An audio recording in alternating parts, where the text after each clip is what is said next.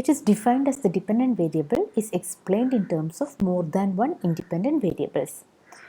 പേര് പോലെ തന്നെയാണ് it is multiple. So the independent variables or the explanatory variables in the model are multiple. അത് ഒന്നിൽ കൂടുതൽ എക്സ്പ്ലനേറ്ററി വേരിയബിൾസ് ഉള്ളതിനെയാണ് നമ്മൾ മൾട്ടിപ്പിൾ റിഗ്രഷൻ മോഡൽ എന്ന് പറയുന്നത്. So the multiple regression model helps us to study the relationship between dependent variable and more than one independent variables, that is x1, x2, x3, etc. to xn. And the population regression function എങ്ങനെ എഴുതാം? yi is equal to beta 0 plus beta 1 x1i plus beta 2 x2i plus ui, where I tends to the values from 1 to n. And the sample regression function, it's exactly like the simple regression model. Sample regression function എന്ന് പറയുമ്പോൾ എല്ലാറ്റിനും cap എന്ന് പറഞ്ഞിട്ടാണ് നമ്മൾ denote ചെയ്യുന്നത്. And here one of the major difference between simple regression model and multiple regression model is, in simple regression model we have only one independent variables, but in multiple regression we have more than one. ഇവിടെ നമ്മൾ for the sake of simplicity we have taken only 2. പക്ഷേ ഇത് എത്ര വേണേലും ആകാം, x3i, x4i, x5i, x6i, അങ്ങനെ എത്ര വേണേലും ആകും. ഫോർ എക്സാമ്പിൾ നമ്മൾ സിമ്പിൾ റിഗ്രഷനിൽ പറഞ്ഞ പോലെ ഫാദർ സൺ ഹൈറ്റിൻ്റെ കേസ്, അവിടെ നമ്മൾ ഫാദറും സണ്ണും മാത്രമേ ഉള്ളൂ. സണ്ണിൻ്റെ height as dependent variable and father height as independent variable.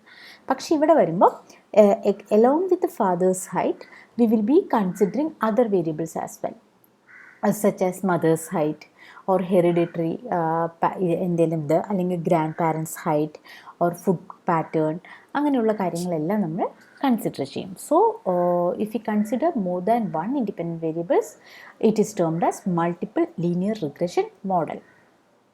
And why it is calling linearity with respect to parameters. പാരാമീറ്റേഴ്സിന് റേസ് ടു വാല്യൂസ് ഒന്നും ഇല്ലാത്തതിനെയാണ് നമ്മൾ ലീനിയർ റിഗ്രഷൻ മോഡൽ എന്ന് പറയുന്നത്. And this is the estimators derivation. സിമ്പിളിലെ പോലെ തന്നെയാണ്, പക്ഷേ we have one more addition here, that is x2 എന്ന് പറഞ്ഞ ഒരു വേരിയബിൾ കൂടെ നമ്മളിവിടെ ആഡ് ചെയ്യുന്നുണ്ട്.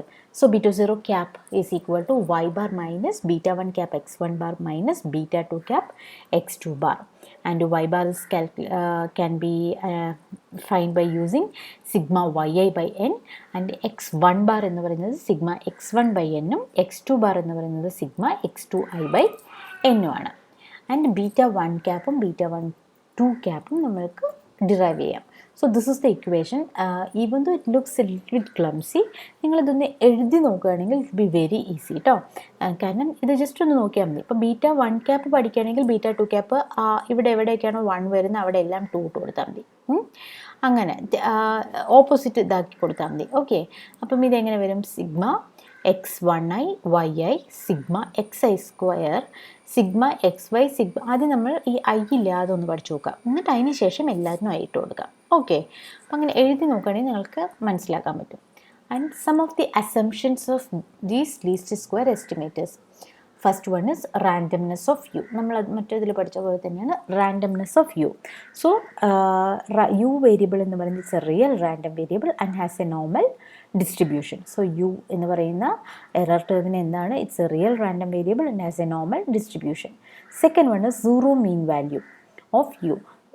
എക്സ്പെക്റ്റേഷൻ ഓഫ് യു എന്ന് പറയുന്നത് എന്തായിരിക്കും? 0 ആയിരിക്കും. Expectation of U I is equal to 0. And the third assumption is homoscedasticity. The variance of each ui is same for all the xi values. ഈ യു എന്ന് പറയുന്നത് എന്താ? നമ്മൾ മോഡലിൽ ഇൻക്ലൂഡ് ചെയ്യാത്ത എല്ലാ എക്സ്പ്ലനേറ്ററി വേരിയബിൾസിനെയും ക്യാപ്ചർ ചെയ്യുന്ന ഒരു വേരിയബിളാണ് യു എന്ന് പറയുന്നത്, അല്ലേ? അപ്പം ആ യുവിനുള്ളിൽപ്പെട്ടിരിക്കുന്ന എല്ലാ എക്സ് വേരിയബിൾസിൻ്റെയും വേരിയൻസ് എന്ന് പറയുന്നത് എന്തായിരിക്കും? Should be same. എല്ലാ എക്സ് വേരിയബിൾസിൻ്റെയും വേരിയൻസ് എന്ന് പറയുന്നത് എന്തായിരിക്കണം? സെയിം ആയിരിക്കണം. So e of expectation of U i square എന്ന് പറയുന്നത് sigma square. And then the fourth one is no auto correlation. The value of U I is independent from the values of any other u j. രണ്ട് u i values ഉണ്ടെങ്കിൽ അവർ തമ്മിൽ relation പാടില്ല. So auto correlation എന്ന് പറയുന്നത് എന്താണ്? The value of U I is independent from the values of any other u j. So expectation of ui uj is equal to 0. So expectation of ui uj is equal to 0 എന്ന് പറയുന്നത് എന്താണ്? There is no auto correlation. and independence of ui and xi.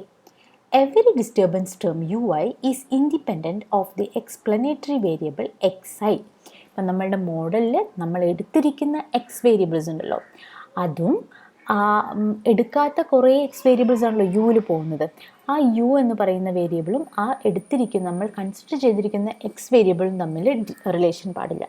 So it should be independent. അത് related ആയിട്ട് കിടക്കാൻ പാടില്ല. So expectation of ui x1i is equal to x1i into expectation of ui, that is equal to 0. So expectation of ui x1i എന്ന് പറയുന്നത് should be equal to 0. So മുകളിൽ എന്താ പറഞ്ഞത്, expectation of ui uj is equal to 0. Second one is expectation of ui x1i is equal to 0. Same with അടുത്ത x values. നമ്മളിപ്പം x കുറേ എണ്ണം ഉണ്ടെന്ന് പറഞ്ഞില്ലായിരുന്നോ. So expectation of ui x2i is equal to 0. And next we are discussing about the statistical properties of beta 0 cap, beta 1 cap and beta 2 cap. Simple linear regression നമ്മൾ പറഞ്ഞ പോലെ തന്നെ 3 statistical properties ആണുള്ളത്: linearity, unbiasedness and minimum variance. That is best BLUE എന്ന property പഠിച്ചില്ലായിരുന്നു, best linear unbiased estimator എന്ന് പറഞ്ഞിട്ട്. അത് തന്നെയാണ് ഇതിലുമുള്ളത്. ലീനിയാരിറ്റി എന്ന് പറയുന്നത് ഈ എല്ലാ ലീസ്റ്റ് സ്ക്വയർ എസ്റ്റിമേറ്റേഴ്സും should be the linear function of y i ആയിരിക്കണം. അത് പ്രൂവ് ചെയ്യാനുള്ളത് ഇവിടെ കൊടുത്തിട്ടുണ്ട്. ഇത് നിങ്ങൾ ചെയ്ത് നോക്കണം. Okay. And the second one is unbiasedness. അൺബയസ്ഡ്നെസ്സിൽ ഞാൻ ആക്ച്വലി അത് കംപ്ലീറ്റ് സെറ്റ് എഴുതിയിട്ടില്ല, കാരണം linearity itself is quite clumsy അല്ലേ. അപ്പോൾ നിങ്ങൾക്ക് ഇത് മാത്രം എഴുതിയാലും ഇപ്പം ഇൻ കേസ് ഒരു 5 മാർക്സിൻ്റെ ക്വസ്റ്റ്യൻ ആണെങ്കിൽ ഒരു 1 or 2 മാർക്സ് കിട്ടും. ഓക്കെ, അപ്പോൾ നിങ്ങൾ ഒരുപാട് കൺഫ്യൂഷൻ ആവണ്ട, ഇത് മാത്രം എഴുതിയാലും മതി. സോ ഓക്കെ, അൺബയസ്ഡ്നെസ് എന്ന് പറയുന്നത് എന്താ? അപ്പം ഇൻ കേസ് ലീനിയാരിറ്റിയുടെ കൺഫ്യൂഷൻ ആവുകയാണെങ്കിൽ ലീനിയാരിറ്റി എന്ന് പറഞ്ഞാൽ the beta 0 cap, beta 1 cap and beta 2 cap are the linear function of y i എന്ന് മാത്രം എഴുതാം. Okay. Second one is unbiasedness. Unbiasedness എന്ന് പറയുന്നത് സെയിം തന്നെയാണ്. Expectation of beta 1 cap is equal to beta 1. അതായത് സാമ്പിളിൻ്റെ എക്സ്പെക്ടേഷനും എന്ന് പറയുന്നത് എന്തായിരിക്കണം? ട്രൂ വാല്യൂ ആയിട്ട് ഈക്വൽ ആയിരിക്കണം. Since expectation of U i എന്ന് പറയുന്നത് 0 ആയിരിക്കും. Then the third one is sampling variance. Sampling variance എന്താ? Variance of beta 1 cap is equal to expectation of beta 1 cap minus beta 1 whole square.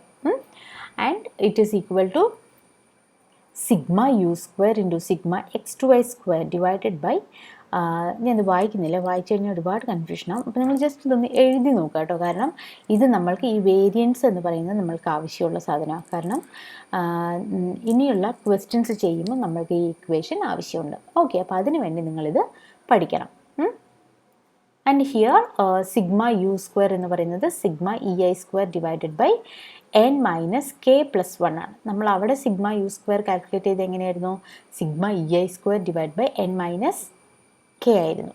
Number of parameters to be estimated ആയിരുന്നു അവിടെ എടുത്തിരുന്നത്. സിമ്പിളിൽ n-2 ആയിരുന്നു. ഇവിടെ എന്ന് പറയുന്നത് n minus ബ്രാക്കറ്റിൽ k plus 1, k being the total number of explanatory variables which are estimated. കെയിൽ എന്താ പറയുന്നത്? എത്ര എക്സ്പ്ലനേറ്ററി വേരിയബിൾ ആണോ അതിൻ്റെ നമ്പറാണ് എടുക്കേണ്ടത്. Okay, so here the 3 variable model ആകുമ്പം k എന്ന് പറയുന്നത് 2 ആയിരിക്കും. ദാറ്റ് ഈസ് എക്സ് വാല്യൂ എന്തായിരിക്കും? 2 ആയിരിക്കും.